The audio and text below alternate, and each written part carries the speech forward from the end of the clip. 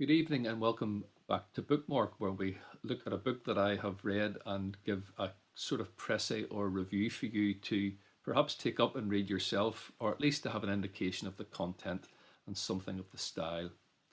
And tonight, the book that I've chosen is a book by a good friend of mine, John Bell.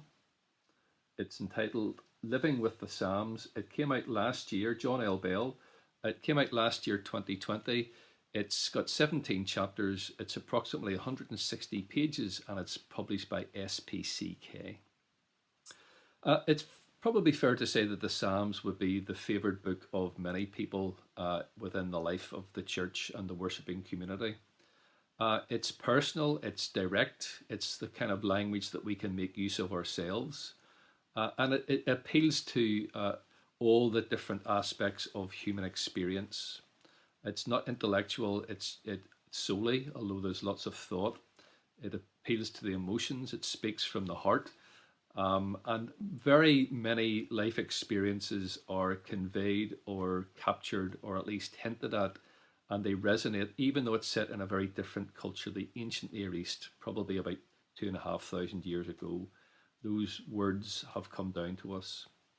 And therefore, lots of people find themselves, if they know the Psalms, or at least snatches of the Psalms, repeating words and phrases and maybe even singing as well. They constitute what you might call the praise book and the prayer book of Israel, and they have been taken over creatively and used by the Christian church since. And central to that is the fact that Jesus himself, as a rabbi, probably knew the Psalms or most of the Psalms by heart. People in the ancient world didn't have many writing materials, so they committed things in memory to heart and then could recall upon them when times were needed. And also, Paul and the other writers of the New Testament allude to and quote the Psalms very often to interact with the ministry of Jesus and various aspects of his life and ministry and the life and work of the church thereafter. So it's a deep, abiding, an honoured resource over millennia and not just centuries. Maybe the best thing I can do with John's book tonight to give you just a flavour and a hint is to read a couple of aspects. I'll do the contents of the chapters in a minute, but first of all, I'll give you an indication. This is written in John's kind of humorous, tongue-in-cheek style, but with a serious point to what he's saying.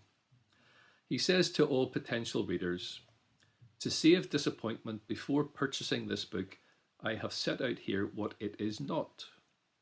It is not a book for theologians and preachers that will be of interest to the general reader." That's a typical quote in many books on the Psalms and other scriptures. "It is not a scholarly tome that presumes an intimate knowledge of Hebrew nouns and verbs. It's a book for everyone. It is not a failed PhD thesis with copious minuscule footnotes that require a magnifying glass to read them. It is not a line-by-line commentary on the Psalms cribbed from the lesser-known writings of forgotten medieval scholars. It is not a devotional manual that aims to squeeze fake piety into or strain fake piety out of the texts." So it sort of hits that sweet spot between the academics who maybe overthink and overwrite, and people who will use the Psalms just to talk about their own subjective feelings and don't remember or don't keep in mind the bigger picture of an ever greater God. So that's what it's not. He quotes, "However, you may also wish to know what it is. It is a book for the general reader that may be of interest to theologians and preachers. It is exclusively rooted in standard English or one or two Scottish words. It is devoid of footnotes, but interesting sources are cited at the end of the book. It is an exploration of the Psalms as they impinge on daily life, and it draws on personal testimonies. It is mindful of how the Psalms may be prayed and offers some interesting suggestions on how to do so." And then John finally says, "If knowing this, it doesn't appeal to you, put the book back on the shelf now." Now, I'm not going to put it back on the shelf because I think it's eminently worth reading. Let me give you an indication and flavour of what it contains. 17 chapter headings, and they read thus. 1. The perennial popularity of the Psalms. As I said, they are probably the most popular book in the Bible, arguably certainly in the Old Testament. 2. Popular misconceptions. There's much about the Psalms that needs to be kind of rethought and misconceptions cleared up. 3. What is it about Psalm 23? It's probably the most popular psalm. The pastoral image of God being with us like a shepherd and leading us through dark valleys, the shadow of death, yes. But there are other images that are stirring and important too, and John's good at indicating what those are. And also, if not in this book, elsewhere, he's talked, I think, very penetratingly about the fact that Psalm 23 is actually the words that Jesus may well have spoken about his own experiences on the eve of his death in Passion Week, Holy Week. Think of those words, not us saying them to God, but Jesus himself saying them about his situation with death closing in. Chapter 4, a vocabulary for pain. Often we look at the bright sunny side of life, but the biblical texts, and especially the Psalms, help us to say things in the midst of our pain. Honest, open, resonant, helpful. Chapter 5, what is it about Psalm 88? It is the most dark of all the Psalms, and yet it's necessary to have those words vocalized for us when we don't know where to turn or what to say. 6, hot gossip and hard places. Sometimes we rub each other up the wrong way, and it's good to have words that can express our disorientation and our distress in those instances. 7, chapter 7, malediction. There are things that are just grim and bad in life, and again, it's good to have words from others. Chapter 8, what is it about Psalm 137? You're familiar about how shall we sing the Lord's song in a strange land? Israel in exile in Babylon. But then those bitter words, terrible words about bashing the babies' heads against rocks. No one could really justify that in a sense, but if you can't justify it, you may understand something of that sentiment if you yourself were in exile and were being persecuted horribly. Then you may well verbally lash out.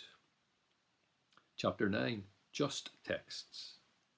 Chapter 10, so what? The practical implications. 11, carefully avoided snapshots. Chapter 12, the language of the Psalms. Chapter 13, Jesus and the Psalms. Chapter 14, God and nature in the Psalms. Chapter 15, remembering in the Psalms. They're always looking back to events in the past that shape life in the present and future. Chapter 16, trusting in the Psalms, faith as trust. And then chapter 17 to round off, deep praise. Praise, celebration, exuberance yet, yes, but not so much to help us feel better, although that's a consequence and a kind of secondary gain. Deep praise because God is worthy of our praise, and God is always greater and takes us out of ourselves to a life that is wonderful and awesome, and it evokes something from us. We cannot help but praise, and it's that sense of offering up adoration and praise to the living, loving, supreme God that is the climax of the Psalms in Psalm 150 and some of the ones just preceding. So that gives you a flavour of what John's book is about. It does hit that sweet spot between academics and between just pure subjective devotion. He brings a lot of stories in about his own life and ministry and about interacting with others. His has been an international ministry with the Iona community and the Wild Goose Resource Group. And to that end, can I say that much of what John does that's brilliant with the Psalms is to set it to music. And two resources are CDs, Psalms of Patience, Protest and Praise. That's an older one from the 1990s. And also one that he did with the Cathedral Singers, who are a professional group in Chicago in the USA. This is called Psalms of David, Songs of Mary, which takes the Psalms and then the life and ministry of Jesus as its twin foci set to music. If you're looking at other resources for the Psalms, John quotes Walter Brueggemann, who is one of the leading Old Testament scholars in the world, The Message of the Psalms. This is a great book in that it tells us of a kind of scheme for the Psalms. You've got Psalms of orientation when life is ticking over and things are fine and settled. Psalms of disorientation when we have a crisis or a distress and we're suffering and we don't know where to turn or what to say or what to do. That disorientation. And then Psalms of new orientation where we, in a sense, God comes and helps, or some other something else happens that turns life round in a better way, and we recover our composure, or we find ourselves reconciled or redeemed, or life settles back into shalom, though in a different new way. And those are three phases that continue to kind of weave in and out of each other through life. And Brueggemann names the Psalms or parts of the Psalms under those three headings, which is a very helpful kind of way of looking at them. Another book by Brueggemann is called The Psalms and the Life of Faith. And another one, which is the biggest of the tomes, is called Psalms. This is a commentary on each of the Psalms by Brueggemann and a colleague of his, Bellinger. So those three are other sort of offshoots of what John has produced in the Psalms. But tonight's book is, if I can relocate, Living with the Psalms, John L. Bell. And as an introduction and a kind of accompaniment to the Psalms, it would be harder to recommend a better book than that. It's written in a down-to-earth style, very relatable, lots of stories of people's lives and events and experiences. But it's whilst it doesn't over intellectualize, it is a very thoughtful book, and it does resonate with the whole person: emotions, thoughts, experiences, events, life in the round. So again, I recommend John L. Bell, Living with the Psalms. I'll leave it at that tonight. There's plenty to be getting on with when it comes to reading the Psalms, and John's book, if you pick it up, will be a really helpful resource, and one that I'm sure you will be enriched by and will return to many's a time. Thanks for tuning in, and we will reconvene again next week for Bookmark, when I look at another book that I have read and recommend and give you just a bit of a flavour of. Till then, God bless.